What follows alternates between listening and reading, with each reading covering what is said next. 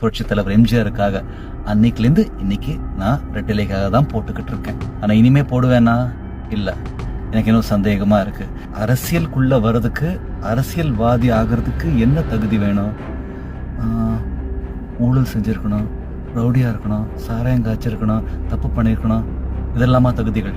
நிறைய பேருக்கு இருக்கு. அது அவங்க இஷ்டம், அவங்க எப்படி வேணா போட்டோம்.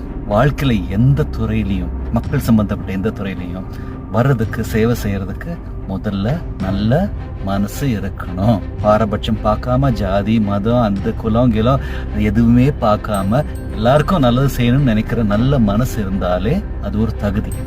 அரசியலுக்கு மட்டும் இல்லை, வாழ்க்கையில நீங்க எந்த சாதனை சாதிக்கணும்னா கூட ஒரு நல்ல அப்பாவா, நல்ல அம்மாவா, நல்ல அண்ணனா, தங்கச்சியா, அக்காவா, யாரா ஒரு நல்ல நண்பனா இருக்கணும்னா மனசு வேணும். மனசு சுத்தமா நல்லதா இருந்தா சரி.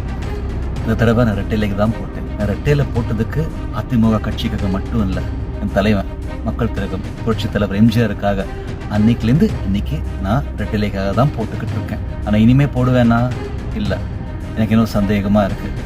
ஒரு ஆள், ஒரு சின்ன பையன், யாரோட சப்போர்ட் இல்லாம, தயவு இல்லாம ஒரு புரட்சி பண்ணி இருக்காரு.